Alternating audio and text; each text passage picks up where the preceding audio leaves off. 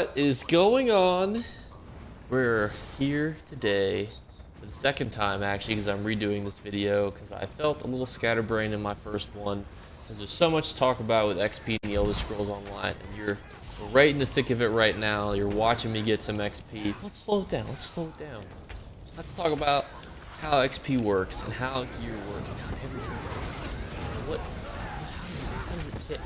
So you may be wondering, if you've ever played the Elder Scrolls Online, why are you able to kind of go to any zone in the game and do damage to things pretty consistently across all zones? Is there not a level difference? Is there not a mob difference? And you're right to wonder, because in fact, Elder Scrolls Online did an update previously called Tamriel 1, which actually scaled everything. Now, what scaling does is it means that mobs in the overworld, they don't got levels anymore.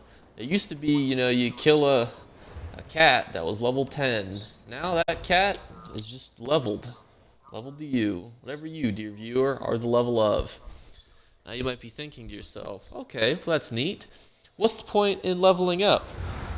Why, if I could be the best level 10 in the game, why can't I just stay level 10? Here's the problem with that, dear viewer. Great question though. So say you're level 10, you got golded out armor, you got a monster set, you got a mythical item. Here's the issue. As you get to level 20, that level 10 gear basically becomes like you're wearing a loincloth. So while it's level 10, it's beefy, hard-hitting, damaging. When you're level 20, it's like it's not there. It's like you're wearing a napkin for a mask over yourself in these times of the coronavirus. Like it's not doing nothing. So that's why it's important, in my opinion, to get to the max level, because it's not resource efficient to constantly keep making armor. So right now I'm level 42. I actually started today at level 35, and I've been testing out some different methods, but I've not been getting new armor really in new sets as I've been going. I just kind of slap on whatever kind of improves my stats. And I've also been using a set that makes me run really fast so that I don't have to use a mount. It's actually called the Coward's Gear, ironically, which sums up my personality. Yeah, pretty perfect.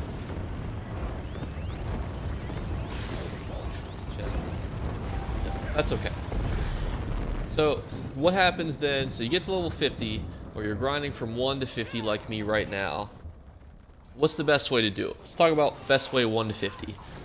So, in my best opinion, certainly my own best opinion, because I've tested 3 different methods for the XP today alone. Let's talk about number 1, what I'm doing right now. You may be wondering why I'm in the desert. What makes this Alakir Desert so special? Is it because this is where Elder Scrolls 6 is going to take place? Fingers crossed.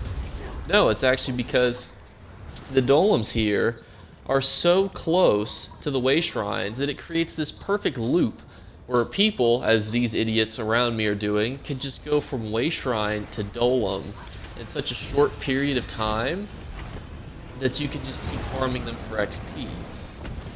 And there's also some decent drops. I recommend keeping all your jewelry. Jewelry can be deconstructed into some grains that are pretty valuable, so hold on to all those. Don't just see someone's buying them in the overworld for like 150 for like purple necklaces and stuff.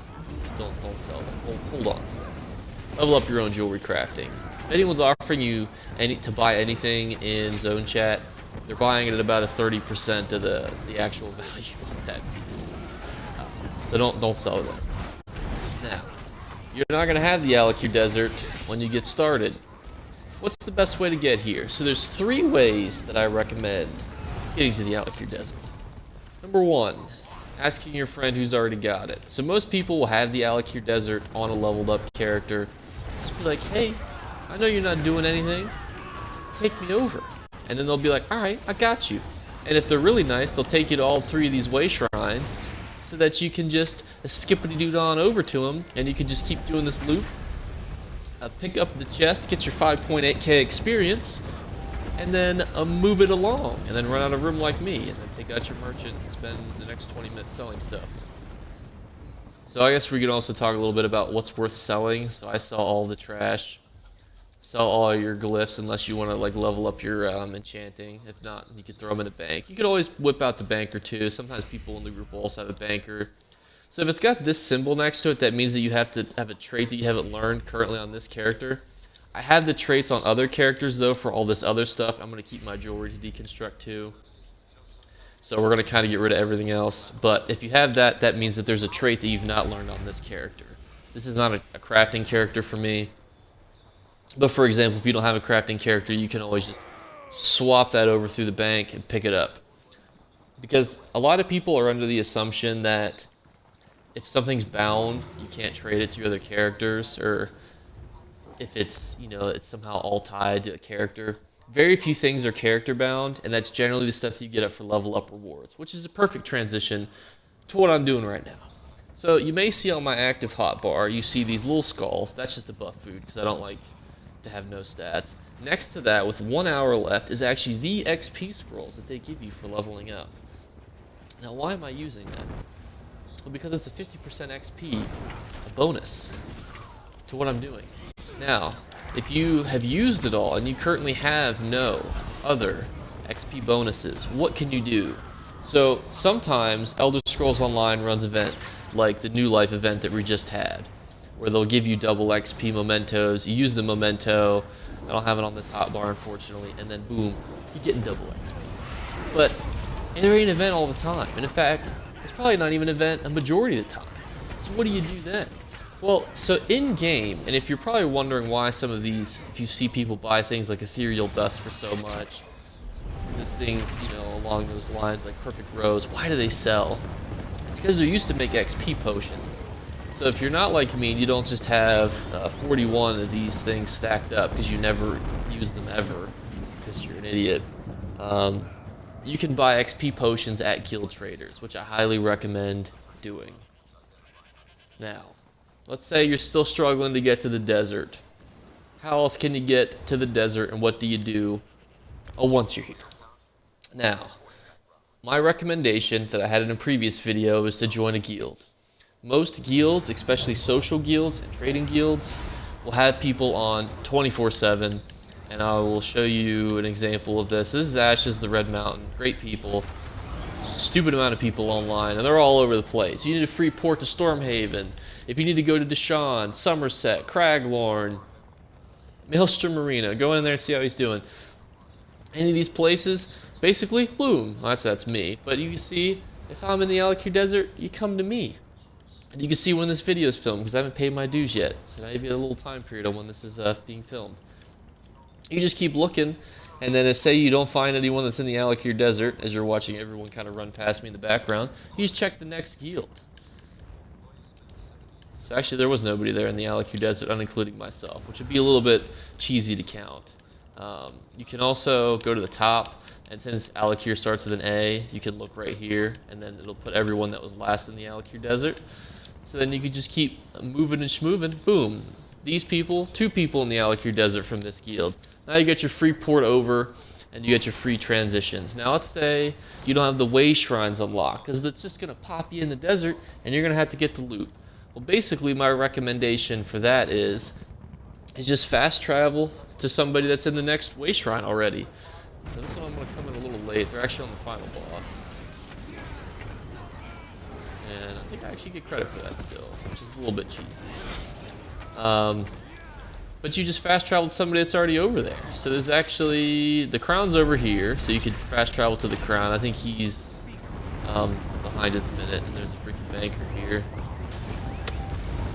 Nice. So you just fast travel to them and learn the way shrines. Now, your hotbar. This is important. You're not just leveling up your skills, dear friends. You're also leveling up things as your bow, which is now increased to 48 for me. Now, this hotbar was done intentionally. You may be wondering why I've got so much random shit on this. Is it because I enjoy random skills? It is not. It is because the skills that I have on my hotbar will gain experience depending on how many of those skills are on the hotbar at one time. So what does that mean? If you have 6 abilities that are bow, so say the 5 main ones in the ultimate, you're going to gain nothing but a shit ton of bow experience every time you gain XP. And that doesn't mean using the abilities. If If I turn in a quest, so a lot of quests boil down to, hey, can you go talk to this person over here? And then you talk to that person over there, boom, 5,000 experience. You're getting bow XP and XP for everything else on your bar based on how many pieces are on your skill bar. You're also doing it based on your armor. So the reason why this medium armor person is getting heavy armor experience is because I'm wearing pieces of heavy armor. You want to slap on some pieces of all the different armor types. You want to level them all up kind of passively. It's good to have them all at max. There are some exclusions, and boom, we hit 42, so you'll see the random crap that we get. We're going to take the standard ones for this bad boy. And other recommendation, when you're leveling up, your first character should always be a DPS character. If you've already made a tank and you got your heart set on a tank or healer, that's fine. But when you're leveling up a DPS, if it's going to be a stamina character, put all your points into stamina. And I feel like that's very weird for this. There's an enemy storm match right here. Put all your points into magicka. If you're a magic DPS, put all your points into stamina. If you're stamina DPS. But you'll also wonder too, if you noticed, when I put those points into stamina, because everything's scaled, remember, my other points actually dropped a little bit.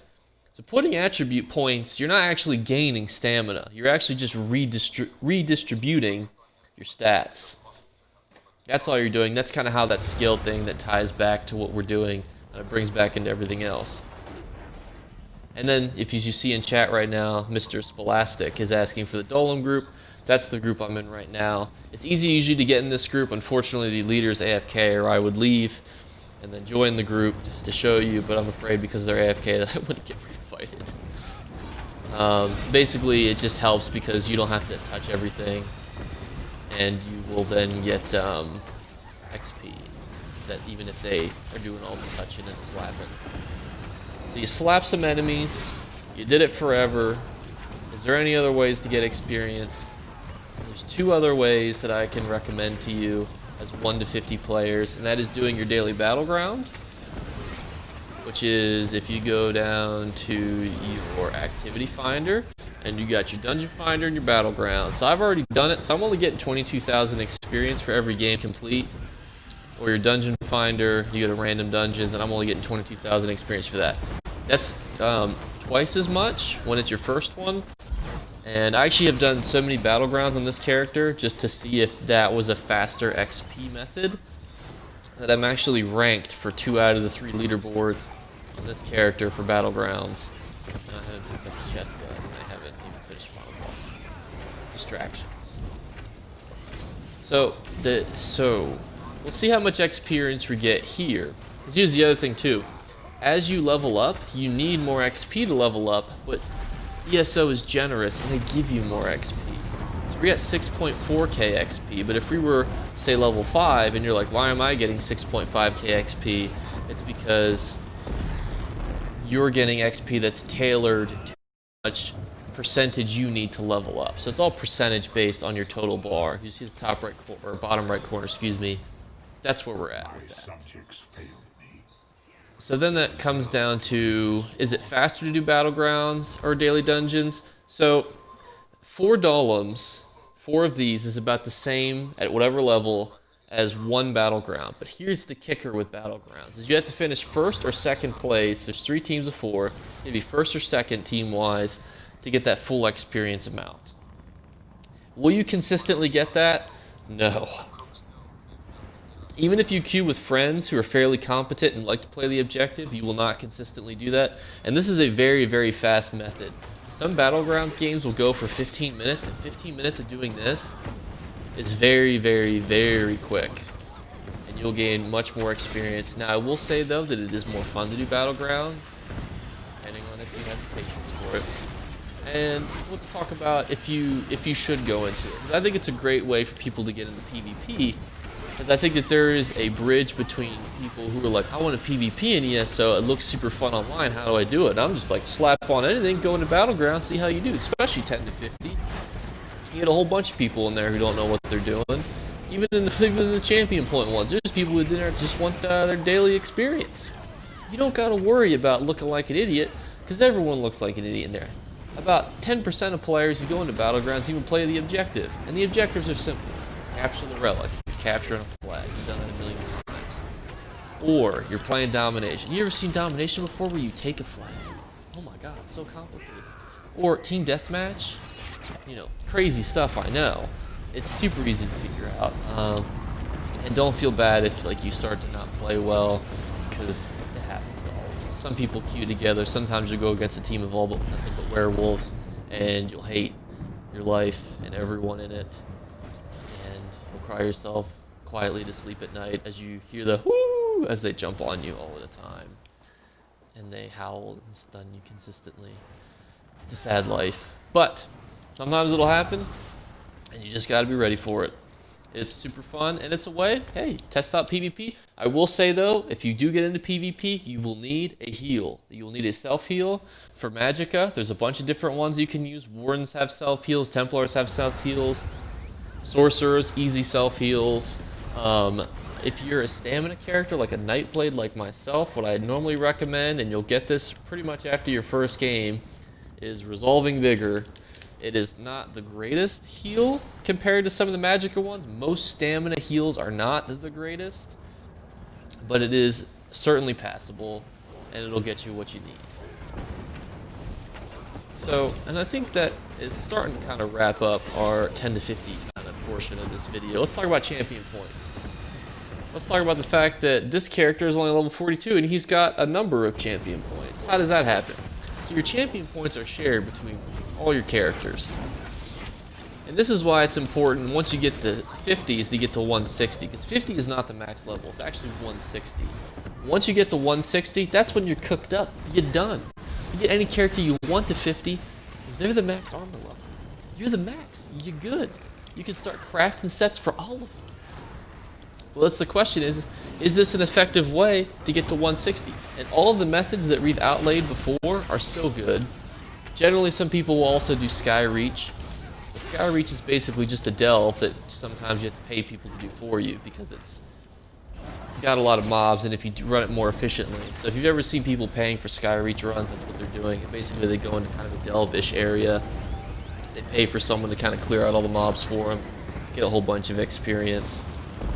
I mean, it's fairly cut and dry, straightforward, but I'm not a huge fan of it. I think it's pretty mundane. I think Battlegrounds, daily dungeons, and doing this is a little more straightforward, even if the XP rates are slightly slower. So what's some other things you can do? And my fear is that if you do this, so say you're just going into ESO because you really like PvP, you really like some other methods, you really like some crafting, home decor, and you want to just get to 160, and you do this to get there, you're really going to be lacking skill points. So my other recommendation is take either Psijic Ambrosia or all these scrolls that you have and go do some quests, overworld quests. Now, not any quest. We're going to do the DLC missions. Every DLC zone, which we'll look at here. Everyone will kill everything for me. So you got Somerset, DLC zone. Do it all. Look, top left corner will tell me how many skill points you get. So 0 out of 9, that's 9 skill points you'll get from here. Northern Elsewhere, you're going to get 8. Southern Elsewhere, you're going to get 6. Murkmire, you're going to get 7. Vardenfell, you're going to get 7. Hrothgar, 13. Western Skyrim, 7. The Reach, which doesn't want to be selected for some reason, 6. Pulling out the map, this is part of Somerset. Clockwork City, 8. You've also got the, so the Gold Coast is tied to the Dark Brotherhood, so if you want to join them, hop on over down there. Hughes Banestein to the Thieves Guild.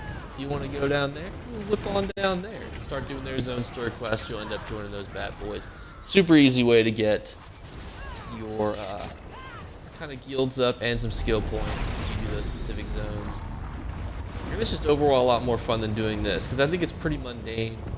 And I know that I have a tendency to tell my own guild mates that are new to the game, just get to 160. That's so goddamn boring. I'm sorry, it's so boring.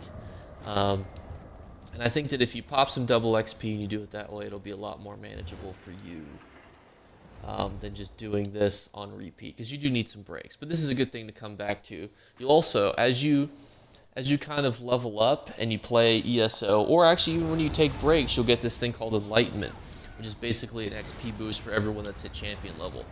Also, I will say too, champion levels are faster than normal levels. It's about as fast as probably going from level 14 to 15, so it's faster, and it's a way easier thing to do. Like your daily dungeon can sometimes give you 3 champion levels, depending on if you have the XP scrolls and stuff activated. So don't think it's going to be a super hard grind.